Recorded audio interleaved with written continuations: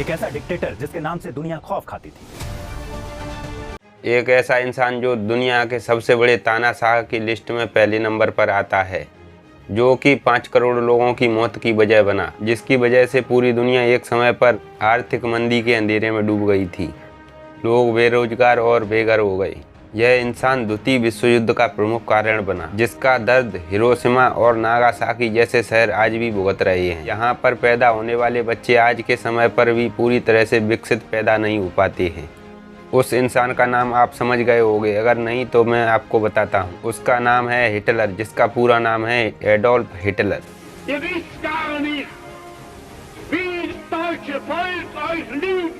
internationale Clique, die die Völker gegeneinander hetzt. Bin ich will, aber mein Freund, ich habe die anderen genauso vernichtet. जिसका जन्म 20 अप्रैल 1989 को Austria के von में हुआ था। जब हिटलर मात्र 17 साल का था, उसी समय उसके पिता की मौत हो जाती है। हिटलर बचपन से ही एक सामान्य इंसान की तरह था। मेरा मतलब है कि हिटलर बचपन से तानाशाह प्रवृत्ति का नहीं था। वह आगे चलकर एक आर्टिस्ट बनना चाहता था। अपने पिता की मौत के बाद पैसों की आर्थिक तंगी की वजह से घर का खर्च चलाने के लिए पोस्ट कार्डों पर चित्र बनाकर उन्हें बेचकर अपना और अपने घर का खर्चा चलाया करता था। जब प्रथम विश्व युद्ध हुआ तब हिटलर सेना में भर्ती हुआ और फ्रांस की कई सारी लड़ाइयों में भी भाग लिया। इस लड़ाई में जर्मनी की हार हुई। 1918 में हिटलर ने नाजी दल की स्थापना की। इस दल के सभी लोगों में यहूदियों के प्रति कूट कूट कर नफरत भरी हुई थी। नाजी दल के सभी सदस्य यहूदियों को ही प्रथम विश्व युद्ध का प्रमुख कारण मानते थे। हिटलर के अंदर एक ऐसी कला थी कि जब हिटलर भाषण देता था तब वहाँ के लोगों के अंदर एक अलग ही प्रकार की देश प्रेम की भावना जागृत हो जाती थी, जिसके कारण कई सारे नाजी उसके दल में शामिल हो गए। हिटलर ने भूमि सुधार करने और वर्साई संधि को समाप्त करने और एक विशाल जर्मन नाजी साम्राज्य की स्थापना करने का लक्ष्य रखा, जिसकी वजह से हिटलर वहां पर एक मजबूत और प्रभावशाली इंसान बन गया। स्वास्तिक नाजी दल का प्रमुख चिन्ह था। 1923 में हिटलर ने जर्मन सरकार को उखाड़ फेंकने का प्रयास किया, जिसमें वह असफल हो जाता है और उसे जेल में डाल दिया जाता है। 1930 और 1932 में जर्मनी में बेरोजगारी बहुत ज़्यादा बढ़ जाती है।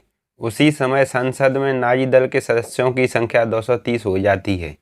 1933 में चांसलर बनते ही हिटलर ने जर्मन की संसद को भंग करवा दिया और कम्युनिस्ट दल को गैर कानूनी घोषित कर दिया।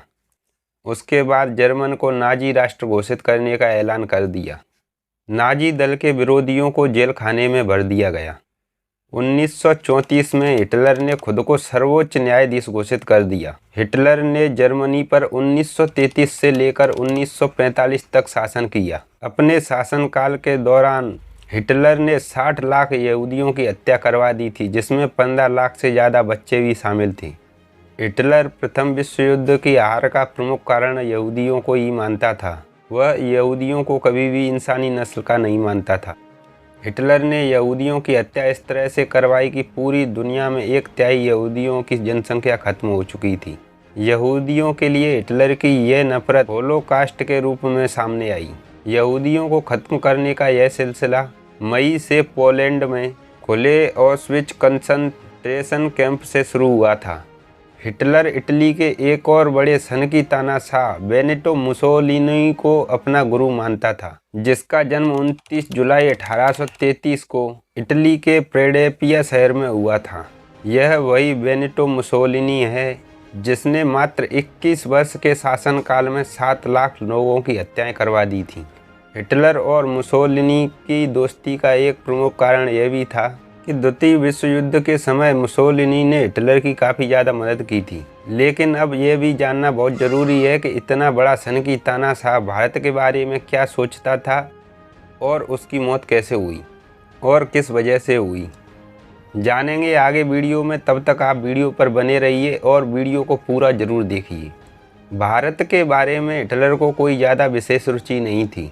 कई लोगों का मानना है कि हिटलर भारत को अपना मित्र मानता था, लेकिन सच्चाई यह है कि हिटलर भारतीय लोगों को बहुत ही कमज़ोर और साधारण इंसान मानता था।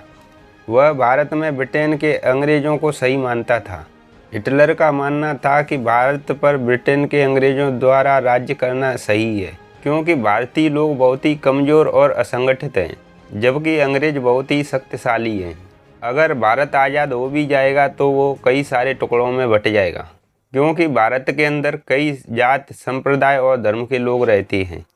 वह सुभाष चंद्र बोस द्वारा बनाई गई आज़ाद हिंद फौज को एक मजाक समझता था।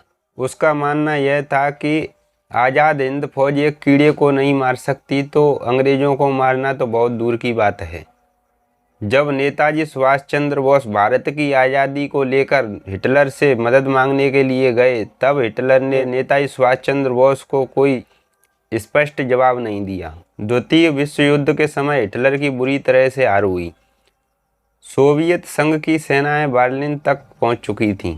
उसी समय 30 अप्रैल 1945 को बर्लिन में जमीन से 50 फीट नीचे बने एक बंकर में हिटलर ने खुद को गोली मारकर आत्महत्या कर ली। हिटलर की मौत को लेकर अभी तक कोई स्पष्ट जानकारी सामने नहीं आई है। कई लोगों का मानना है कि हिटलर जर्मनी को हारता हुआ देखकर छुपकर भाग गया था और द्वितीय विश्व युद्ध समाप्त हो जाने के बाद भी जीवित था। तो कुछ लोगों का मानना है कि हिटलर ने अपने बंकर में अपनी प्रेमिका के साथ में खुद को गोली मारकर आत्महत्या कर ली थी। ये कहानी थी दुनिया के सबसे खतरनाक तानाशाह एडोल्फ हिटलर की। हिटलर को लेकर आपकी क्या राय है, कमेंट करके ज़रूर बताएं। अगर आपको वीडियो अच्छा लगा हो तो वीडियो को एक लाइक करना ना भूलें। अगर आप चैनल पर नए हो तो चैनल को सब्सक्राइब करना ना भूलें। मिलते हैं अगले वीडियो में, तब तक के लिए जय हिंद, जय भारत।